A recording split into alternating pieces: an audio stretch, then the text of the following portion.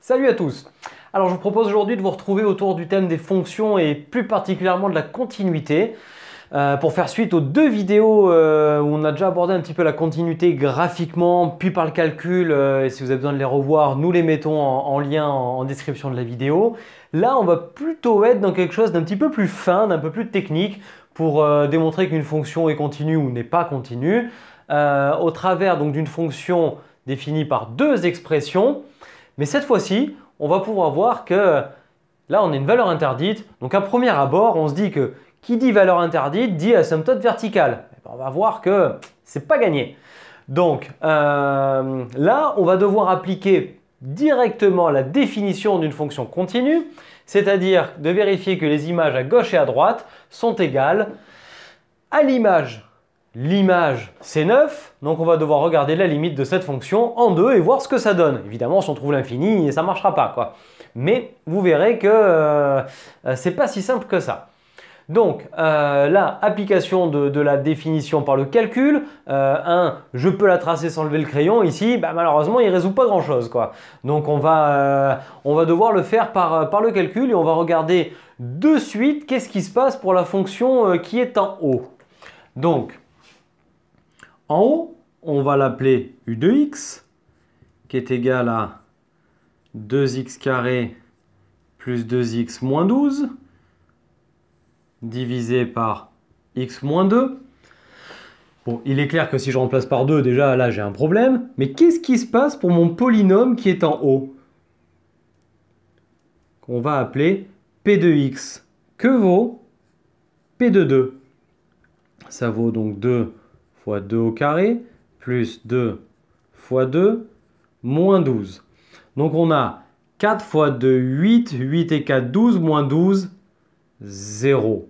Donc si je veux faire la limite de u de x lorsque x tend vers 2, eh bien là on est embêté. On a la forme indéterminée de type 0 sur 0. Alors en général, c'est la plus chiante, c'est celle qui vous embête le plus. Allez, prenons un peu de recul et essayons de tirer une méthode de ça.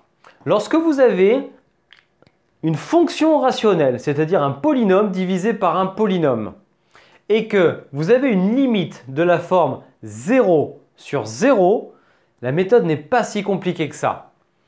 Si le polynôme P, quel que soit son degré, c'est un degré 2, mais ça pourrait marcher avec un degré 3 ou plus, donc, si le polynôme P s'annule en 2, ça veut dire que 2 est une racine de ce polynôme. Donc, il sera factorisable par x-2. Et on va donc pouvoir réécrire notre polynôme et donc notre fonction rationnelle d'une façon plus simple et plus simplifiée. Donc, on va aller de suite vers la notion de racine des polynômes du second degré abordée en première. Et on va regarder pour arriver à avoir une forme factorisée du polynôme P. Donc, factorisons P. Donc, on sait que P de 2 égale 0, donc x1 égale 2. On connaît une des deux racines. Allez, on va rappeler une propriété de la première. On sait que le produit des racines, x1 fois x2, vaut toujours c sur a, où c et a sont évidemment les coefficients de la forme ax carré plus bx plus c.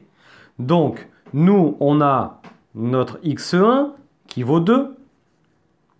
Donc, on a 2x2 qui est égal à c, soit moins 12, divisé par a, 2. Eh bien, cette petite équation nous permet de trouver x2 sans avoir besoin de faire delta. Évidemment, si vous faites delta, ça marchera, mais ça sera long et inefficace par rapport au temps qu'on gagne ici. Donc, on trouve x2 qui est égal à moins 12 divisé par 2 fois 2, donc par 4, donc moins 3. On a les deux racines de ce polynôme du second degré. Si nous avons les deux racines, nous pouvons donc converger vers sa forme factorisée. Donc, P de x est égal à A, facteur de x moins x1, facteur de x moins x2, ce qui transforme le moins en plus.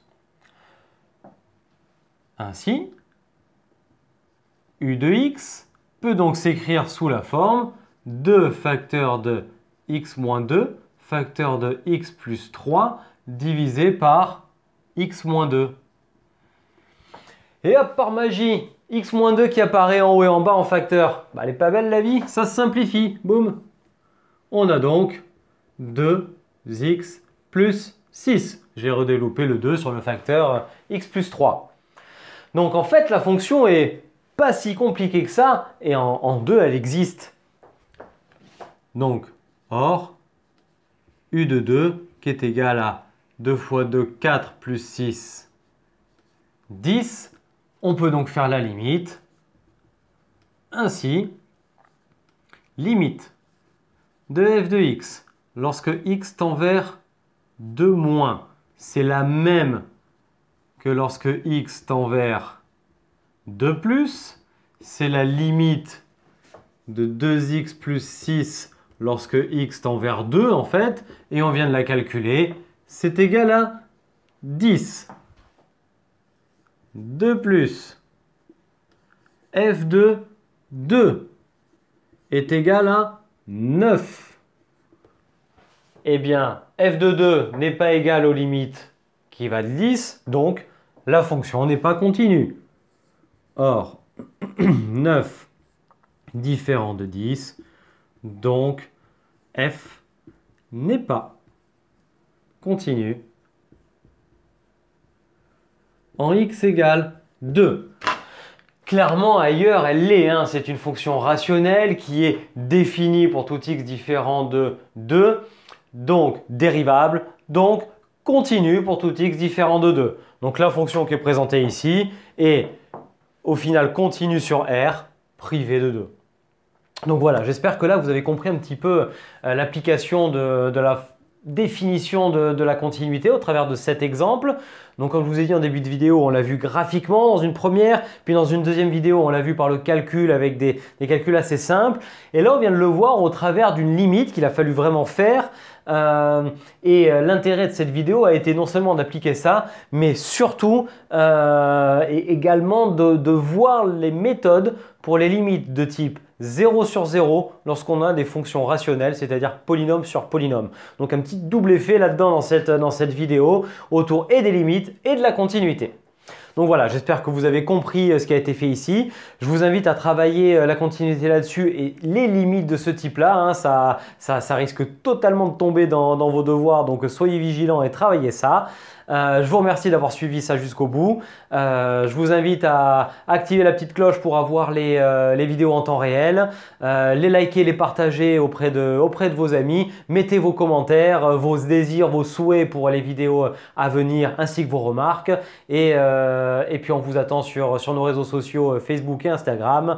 N'hésitez pas également à nous suivre hein, pour voir un peu tout le contenu qu'on peut vous apporter. Et d'ici nos prochaines vidéos, je vous souhaite une excellente journée et je vous dis à très bientôt. Allez, ciao tout le monde!